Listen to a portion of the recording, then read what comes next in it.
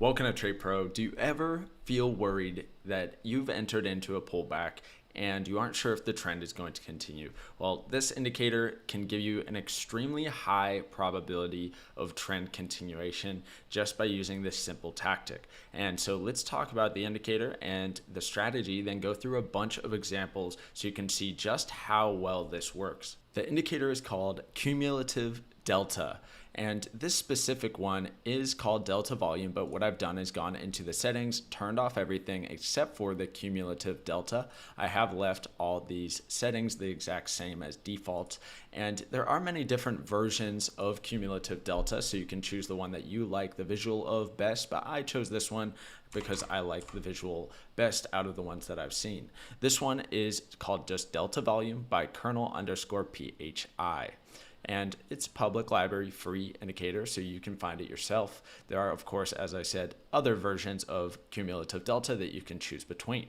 So let's talk about the strategy and how this can get you into trends with the expectation of continuation moves and give you a very high probability that the trend is going to continue. Now, the best way to show you how well this works is to just go through a bunch of examples on all the recent price data of euro against the US dollar in a 5-minute time frame. So let's start with this most recent one that still hasn't played out, and it is valid, so we'll show it. So what you want to do is mark the high of the beginning of the pullback. So before the pullback began, and then when you see prices pulled back, you can take a look at the relationship between price heading to the downside in an uptrend and the cumulative delta. So what we see here is cumulative delta is coming up on average in this overall pullback, but we see price coming down. So we want to see this diverging. We want to see price coming down, cumulative delta is either coming up or staying pretty flat, and that is going to give us a very high probability that we're going to see a move to the upside out of here in an uptrend. Of course, we'll go through a bunch of downtrend examples as well as we go farther back in the price data. So this one could be anticipated that price is going to continue and take out the high right here.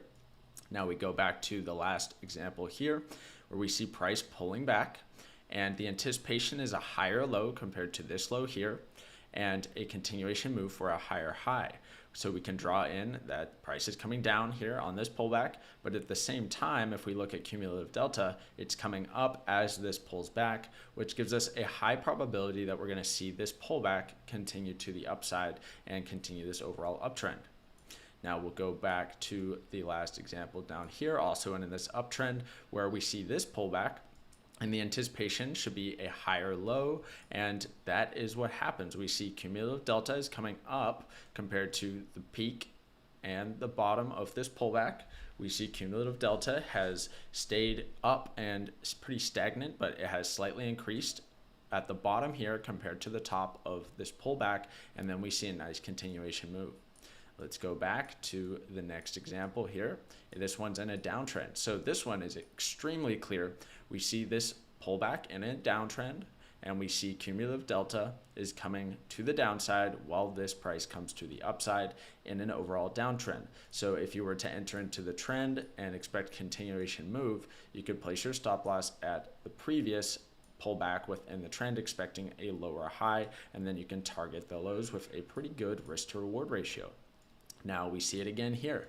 This pullback, a smaller one, but this one does the same thing. We see cumulative delta at the bottom of this pullback, and then we take a look at the top of the pullback where we have price increasing, but cumulative delta stays stagnant and actually drops more throughout this pullback. So we can anticipate that the trend is going to continue to the downside.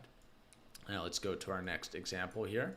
We have another one in a downtrend here. So let's just zoom in, and we see price pulling back, coming to the upside, but at the same time, cumulative delta is dropping significantly throughout this pullback, which tells us there's a high likelihood that this trend is going to continue to the downside and create a new low for a lower high and a lower low. Now let's go back to another example, and we can see this one in an uptrend, where we have cumulative delta is increasing, but we have a pullback here coming to the downside, so we can anticipate another continuation move to the upside there. Again, this one as well, we see cumulative delta coming strongly to the upside throughout this pullback, and so we can anticipate that we're going to see a trend continuation move to the upside there. Then we have another one here, and this one's a bit funky, but you can see that the cumulative delta is coming to the upside throughout this pullback or consolidation, and then we get the strong continuation move to the upside in this uptrend. Now we have another one here where we see that the price is coming to the downside, but at the same time our cumulative delta is coming to the upside, so we can anticipate that we're going to see a move to the upside here.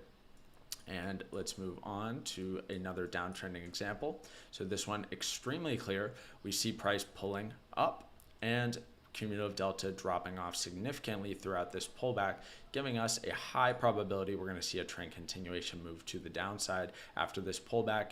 And for stop loss placement, of course, you can look at market structure and say that this is the most likely last pullback for a lower high, and that we can expect another lower high on this pullback targeting the lows or greater for a good risk to reward ratio.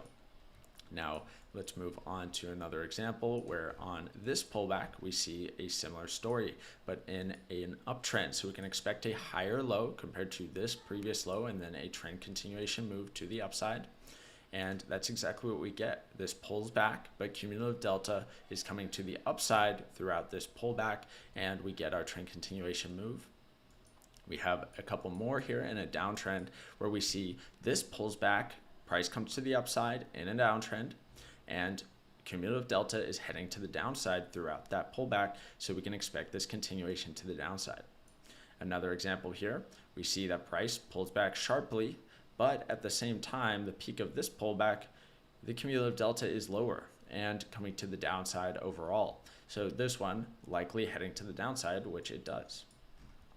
Our next example is way back here. There weren't any trading opportunities in between there, but here's another one. This one, pullback, expectation is lower high, and then continuation to the downside, and that's what we get. So price comes up, cumulative delta coming down during this pullback, and we have a high probability setup for a trend continuation move. All right. So that's the strategy and how you can use cumulative delta to your advantage in a trend to expect continuation moves. And it gets you in with extremely high probability of a trend continuation move. So thank you guys for watching. Hopefully you liked it. And don't forget to like the video, comment down below for the YouTube algorithm. Check out my links in the description for my Patreon page, Bybit affiliate, Capitalize.ai affiliate, and have a great day. Thank you.